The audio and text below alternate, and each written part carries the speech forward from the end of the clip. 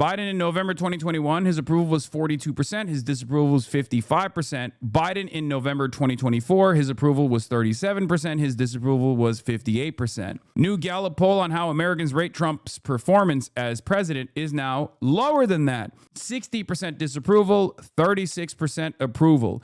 36% was Biden's all-time worst approval in Gallup. His disapproval was still 2 points better, and that came in July 24th right after he tanked the debate and was being pushed out of the race. Trump is now less popular than Brandon was at his lowest. But I don't get it. I thought the trans issue was going to be a real winner. I thought the trans issue was going to be a real mover and shaker. It's just so shocking to me because Trump keeps saying everybody's transgender, and he banned transgender athletes from participating in NCAA competitions, and yet people are still very upset at the way things are going.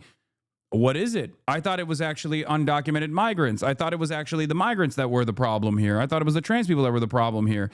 What the fuck happened?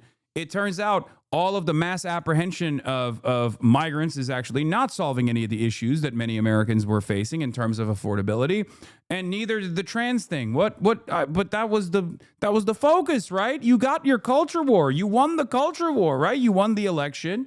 It turns out most people, by and large, don't give a fuck about any of this stuff. They, as a matter of fact, the ones that do care about this stuff care about it in the opposite direction. The people that do care about this go, why are you harming trans people? The people that do care about this go, why are you fucking black bagging and kidnapping my goddamn neighbors? And this is something that I will continue stressing over and over again. If you hear from anyone, whether they present themselves as centrist, whether they present themselves as apolitical, right-wing or far-right, if they spend any amount of time telling you that the culture war shit is the most relevant and most important thing that you have to focus on, you must understand that those people are unserious, and at best, they're delusional and they're stupid, and they've been duped themselves and they're trying to dupe you in the same way, or at worst, they are cynical. Okay, they are cynically advancing the culture war narrative because there is no real solution to the actual pain points, the actual pressure points that harm you, whether it be the affordability of healthcare, whether it be the affordability of housing, or whether it be the affordability of higher education, or better job prospects and better wages and better benefits. Those are the things that people actually fucking care about. That is what politics is supposed to be about. And yet there is this uniparty consensus on these issues. At most, you get marginal incremental change in the positive direction from the Democrats, and they never actually fulfill those promises anyway. And slowly but surely, people come to those conclusions. You've already been there because you're in this fucking community, right? And a lot of people for years and years yelled at myself and yelled at you guys for saying this stuff is not supposed to be a part of the negotiation. The real issues that matter is not about stopping transgender athletes from participating in collegiate athletics. That is fucking ridiculous. And any amount of time that you're spending on this issue is a breath that you're wasting. This is something that I kept repeating over and over again. And I'm glad that, I'm not glad necessarily because I'm glad that people are finally coming to that conclusion, but I'm not happy about what it took for people to come to that conclusion, to arrive at that conclusion. Okay? Most people genuinely don't care one way or another. Exactly. But there is also an opportunity there. Okay? A lack of care on these sorts of issues means that these sorts of issues are not supposed to be the forefront of the American political conversation. This doesn't mean that we just write off trans people in the way that the Democrats are presenting, right? That's fucking ridiculous. Of course you're not supposed to write trans people off. That's insane. And as a matter of fact, it was a failure anyway because Kamala Harris did write off trans people in the last election cycle. She didn't talk about trans people at all, and yet she was still bullied mercilessly for one fucking response she gave to a pre-existing government policy about offering medical care to trans prisoners, right? That was something that the Trump administration did as well, but it doesn't matter. When they do it, nobody gives a fuck. This was always my position. It's not that we write off trans people, or even worse than writing off trans people, it's not that we actually take an anti-trans stance or whatever. It's that we work to build as large of a coalition of support as possible by pushing for policies and having a class first politics so that we can bring as many people on board as possible. You want to have racists vote for you because there's a lot of fucking racist people in this country. But you don't get racists to vote for you by becoming racist. You get them to vote for you because racists need housing too. Racists need healthcare too. And you say, I'm going to give you housing, I'm going to give you healthcare, but you can't fucking complain that black people are also getting it. Okay? You can't complain that trans people are also getting it. That's not going to happen. And that is a decent calculation that many Americans will get on board with. Anyway, yeah, it is not a radical position. This is the correct position. And the reality of the matter is the more you focus on addressing the material inequities, the more people will come on board with your movement. And the more they come on board with your movement, the more open-minded they are towards other members in your movement or other values that you have. There are so many people whose minds I've been able to change because they came in here and at first they were probably hyper-focused on this dumb, nonsensical culture war bullshit. And I was like, that's not what's actually harming you, okay? The thing that I said on Theo Vaughn is, I think, one of the most salient ways of addressing this issue. A transgender person is not your landlord that's raising your rent. A Guatemalan migrant is not your boss that's saying, no, you actually have to come into work when, you're sick. Those are the real problems.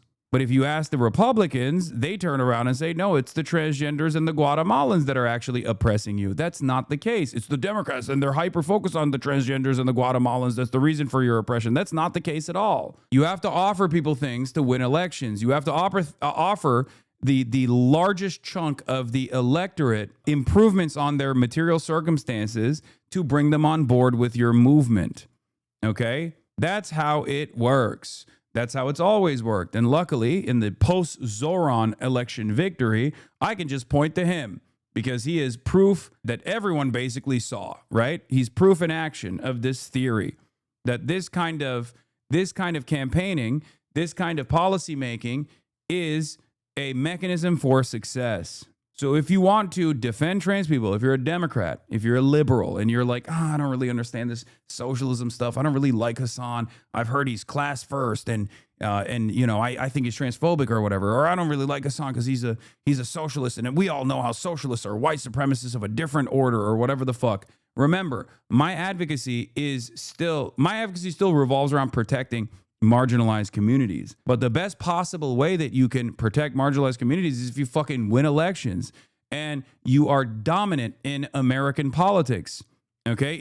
At least in the electoral structure that currently exists within the two-party duopoly that currently exists. So one of the two major parties that is supposed to engage in a defensive posture against marginalized communities and actually improve their civil liberties and their circumstances has to fucking win elections so that the right flank doesn't come in and ruin their lives even further. And if you actually want to win those elections, you unironically need to offer everybody something, okay? And you need to make sure that you are earnestly communicating that you are going to improve people's lives. You are going to improve people's lives unconditionally. Because no one's life gets improved when trans people are barred from competition at the NCAA. That's not improving anybody's life, right? Just as no one's life gets improved when they fucking fire off a clip about their least favorite political commentator on Twitch. Your life is not improving. You just get a moment of satisfaction and maybe some props from this community that you're participating in, but you didn't actually improve your life in any meaningful capacity. We have a finite amount of time on this planet. You should probably use it in a more productive manner to try to push towards goals that improve everyone's material circumstances. How is this any different than Ezra Klein's bad take? Great question. Ezra Klein actually thinks the best possible way is through incremental gains on the material improvements while simultaneously taking a right-wing, oftentimes reactionary position on social issues. I'm not saying you should take a reactionary position on social issues. I'm saying that social issues should not even be a point of contention in your campaigning.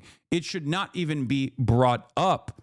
Any moment that you're engaging in the culture war is a moment that you're most likely going to fucking lose, because culture war issues are created specifically by Republicans and focus tested endlessly in an effort to be as appealing as possible to the broadest base of support. The transgender bathroom bill was an abject failure for the Republicans in North Carolina. There was tremendous pushback. Donald Trump was pro-trans at the time in 2016 when he first ran for president, and he even said North Carolina is fucking up. So what did these groups do? They went back to the drawing board and figured out that the best possible way to engage in the anti-trans conversation was not by saying, oh, they can't go and piss in the bathroom for their actual gender, right?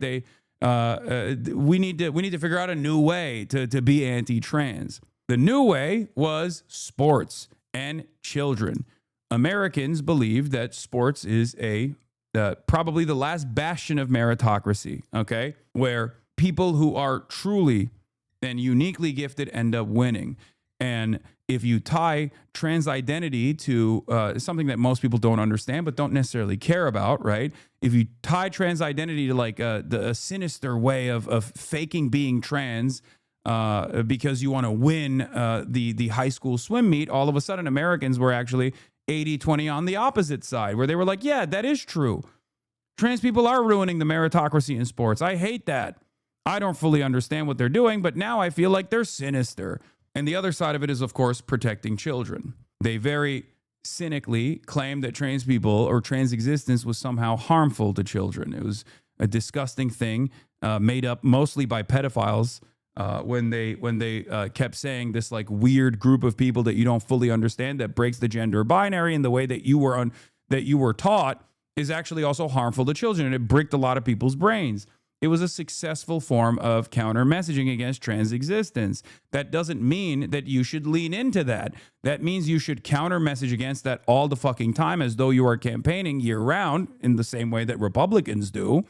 But having said that, that shouldn't be the main fixture of your campaigning, because at the end of the day, trans people are a tiny, minuscule percentage of the American public. If your campaigning revolves around any issue that only pertains to 1% of the American public, that's not the most effective campaign strategy. This doesn't mean cast aside transgender issues or cast aside transgender people in the way that Ezra Klein is suggesting, right? It just simply means bring everyone on board through a real improvement in their material circumstances. And that's precisely what Zoran did. There was never a moment where Zoran was anti-trans. He never actually conceded on that point at all, but that never actually got brought up at all. Why did that never get brought up? Because his campaign was centered around affordability. Black and brown people know that if white men didn't want to do this, it would not be a conversation. The message of patriarchy, the nuclear family, etc., and it comes out gross. Ultimately, you don't have to do any concessions on this stuff at all, especially if you're offering people something. Democrats offer people nothing, and then every now and then, at least from an aesthetic perspective, will just fucking yell at you and say, oh, you're being not woke. They look smarmy, they look out of touch, they look elitist, and even for the identities that they're seemingly defending, they look fake. Right? This community has a shit ton of trans people in it. And if I were to ask my trans chatters, do you think the Democrats actually care about you? I think they would in unison say, oh, fuck no. There was no transgender spokesperson at the DNC. Kamala Harris barely ever talked about trans issues. We all know that they don't give a shit. And now they're entertaining the notion of actually becoming transphobic as an outward message, assuming that is going to somehow win people back to the Democratic Party. No, if you are the left flank party in the current duopoly, if you're the left flank major party, you will never win. You will never be able to outflank the Republicans on bigotry, okay? They own bigotry. That's the whole thing that they do. That is their space. Why the fuck do you think you can convince people that you are actually more bigoted than they are? That's their whole shtick. Push for issues that you know you can win on. It's fucking stupid.